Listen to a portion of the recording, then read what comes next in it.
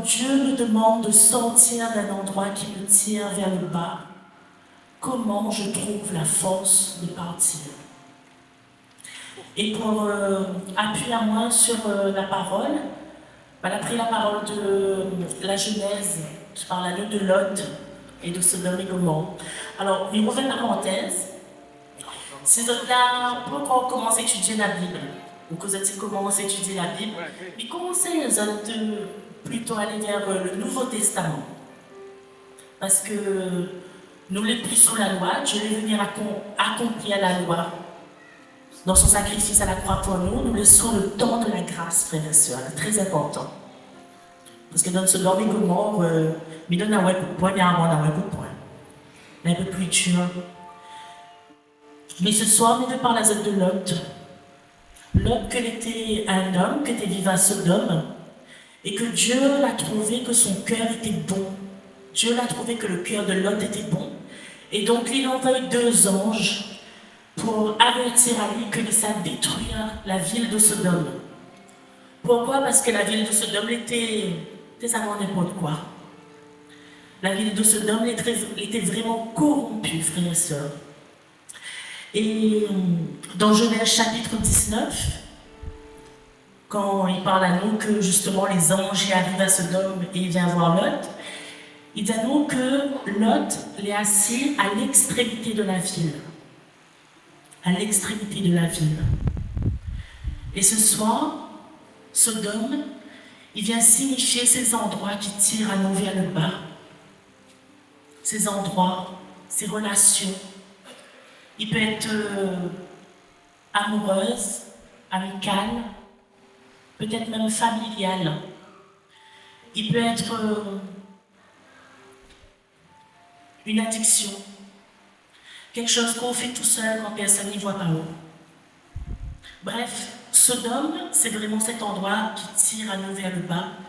Et c'est vraiment l'endroit dans lequel Dieu veut que nous sortions. Dieu veut vraiment que nous sortions de cet endroit qui n'est pas bon pour nous. Et ce soir, comme Lot, je veux poser cette question, de laisser avoir le temps de réfléchir à Sodome. C'est quoi Sodome aujourd'hui? C'est quoi cet endroit où Dieu n'est pas à l'aise dans notre vie? C'est quoi cet endroit que Dieu demande à nous de quitter aujourd'hui dans notre vie? Et magasin de Lot était assise à l'extrémité de la ville. Mon autre question pour vous, c'est où ça vous êtes assise aujourd'hui dans votre Sodome? Est-ce que vous avez encore un pied en dedans, un pied dehors? Ou ça vous êtes assise aujourd'hui dans votre Sodome? Dans cette relation, cet endroit où on connaît qu'il faut, ça va, mais on n'est pas encore prêt à quitter. On semble assis. Par la suite, il dit à nous que la lecture était un peu choquante. Donc Lot y accueille les 2 anges chez lui. Et dans la suite, il dit à nous que du plus petit jusqu'au vieillard, toute la partie voir Lot chez lui, il demande à Lot de faire sortir les 2 hommes, donc les 2 anges, pour que Banaï connaisse ces hommes-là. Entre guillemets, pour que Banaï ait une relation sexuelle avec ces hommes-là. Et Lot, quand ça allait répondre là, à ça, et bien il dit non, touche pas à ces hommes-là, touche pas à ces 2 anges-là. En revanche, mais il y a 2 filles. Prends ces filles-là à la place de ces hommes-là.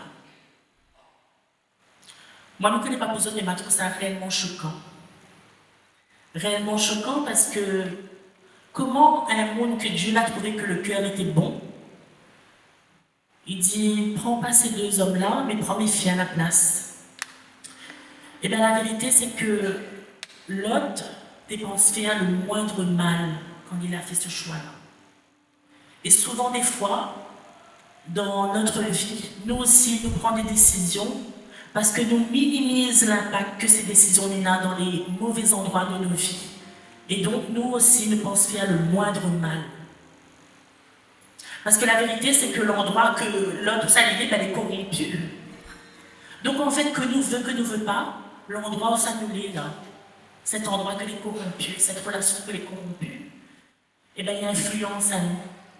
Que qu'il soit positif ou négatif, l'endroit où ça est maintenant, ce Sodome-là, il influence à nous, il influence le comportement.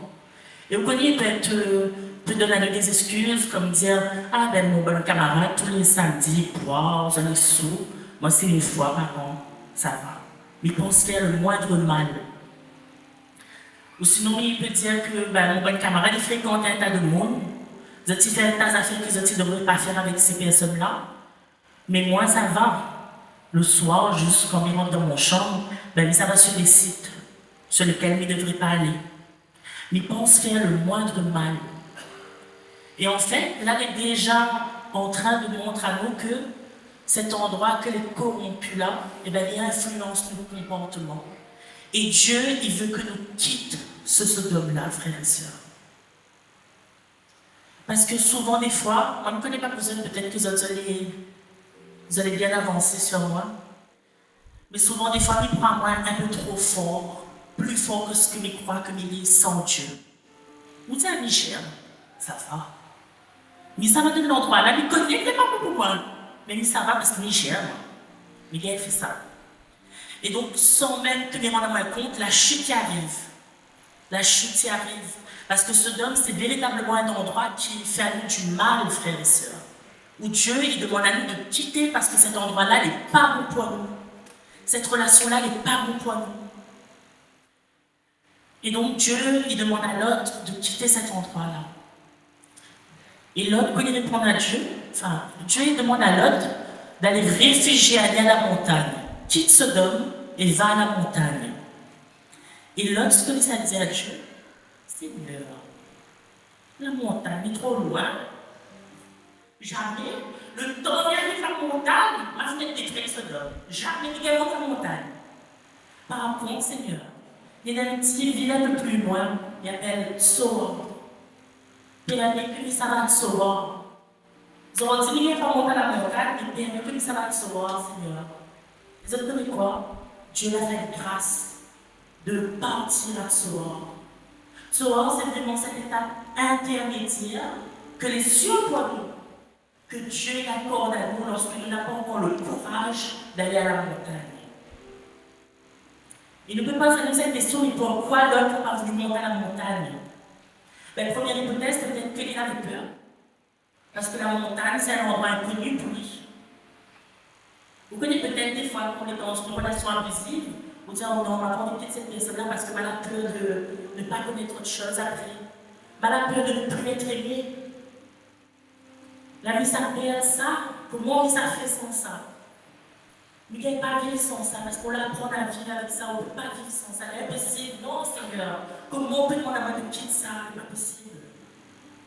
Si il quitte ça, là, Seigneur, et si demain matin, il est tout seul, comment il fait? Peut-être qu'on a peur de retrouver seul aussi, à la montagne. La deuxième hypothèse, c'est qu'à la montagne, il vit Abraham, l'oncle de Lot. Abraham est un personnage dans la Bible. Et bien peut-être que Lot, il avait honte. Parce que ben, quand il a quitté son territoire, Abraham, pour aller construire la ville de Sodome, il a parti, mais laisse dire. Il faut dire à tout le monde. Et reconnaître devant son oncle qu'il a trop mal. Il a échoué. Et peut-être que dans notre vie, nous l'avons voulu, je ne sais pas, construire un ménage, de la quitte la case de mon papa. Et peut-être aujourd'hui, ben, il fonctionne plus ce ménage-là. Donc ben, il faut retourner chez mon papa. Mais il est difficile parce que comment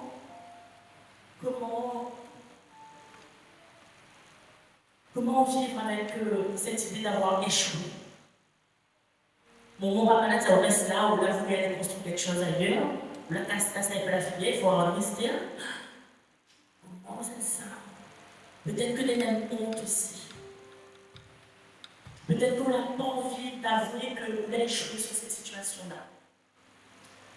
Mais grâce que Dieu fait à nos frères et sœurs ce soir, c'est qu'il donne à nous la possibilité de reconnaître que nous n'avons pas assez de courage pour aller à la montagne.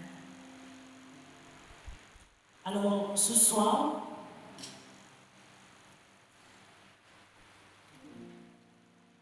Il croit sincèrement que Dieu, il veut donner à nous, en tout cas pour moi, bon, peut-être que vous allez très courageux de venir pour la montagne. Peut-être que le Seigneur ce soir, dans ce Sodome que l'on a identifié, peut-être qu'il veut donner aussi, il croit que le Seigneur veut donner aussi ce Sora, ou Sora, cette étape intermédiaire que les cieux. Peut-être c'est juste, je ne sais pas moi, aller à cette personne-là et dire, écoutez, aujourd'hui, je m'ai reçu un message. Dieu n'était pas à la première place dans mon vie, ou il était à la première place dans ma vie. Alors, essayez de faire autrement. Ne dit pas que peut-être va changer quelque chose, mais c'est déjà confessé de sa bouche que Dieu sera à la première place. Et ça, c'est déjà grande chose, frères et sœurs. Ne minimisons pas l'impact que Dieu peut avoir dans nos vies. Là, pas besoin de nous aller sauf par tout le monde dans la montagne. C'est pas grave. Allez à Zoar. Allez à cette étape intermédiaire que les cieux apportent. Et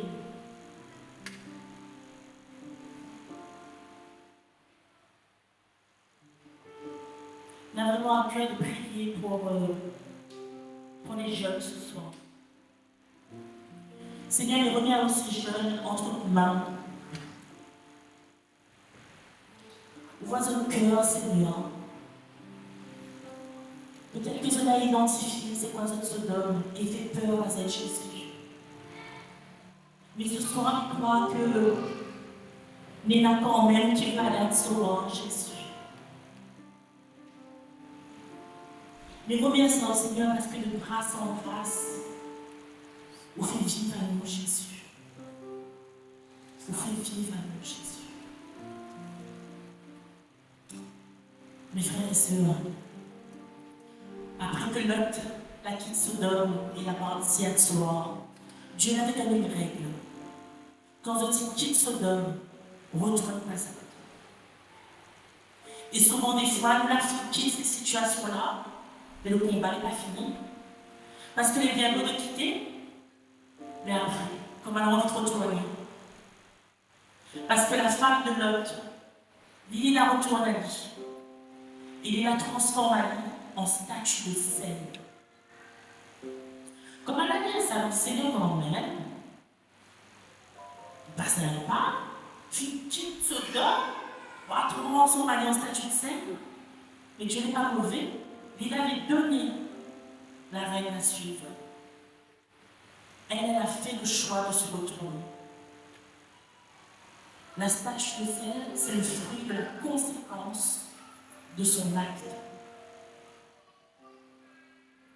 Et peut-être que quand on va quitter nos soldats, frères et sœurs, peut-être que nous avons expérimenté ça aussi.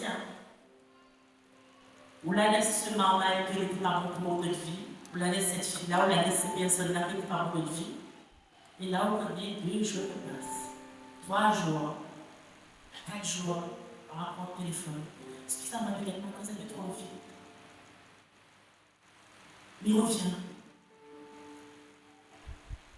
Parce qu'en fait, la vérité, c'est qu'on a apprendre à vivre avec ce Sodome-là. La vérité, c'est qu'on aime ce Sodome-là. Sinon, on n'était pas là, on n'était pas là-dedans. Et la vérité, c'est aussi que ce Sodome est comme un masque à oxygène. On n'a pas encore conscience qu'on peut vivre sans ce Sodome-là. Donc, on prend le masque à oxygène et on ne savent pas. Et on avec ça. Mais je veux dire, on a ça. Mais nous avons déjà la capacité de respirer sans ça, de vivre sans ça. Alors peut-être ce soir, c'est vrai que tu as dit, mais Seigneur, vivre avec nous, ça veut dire souffrir, quitter les choses que nous connaissons, des choses qui font du bien. Peut-être que cette addiction qu'on est là, il fait du bien, qu'elle comble quelque chose en nous. Peut-être que cette personne qu'on connaît là, il faut combler un manque en nous. Mes frères et sœurs, pourquoi se contenter d'une petite arrivée d'eau quand la source vient à notre rencontre? Pourquoi te contentes-tu d'une petite arrivée d'eau quand la source cascade vient à notre rencontre? Quand l'océan vient à notre rencontre pour que ça nous contente à la rencontre de la petite goutte? quitte ce Sodome-là. Quitte ce Sodome-là. Et si ce soir tu ne passes comment je dois aller à la montagne, va à Tsoar.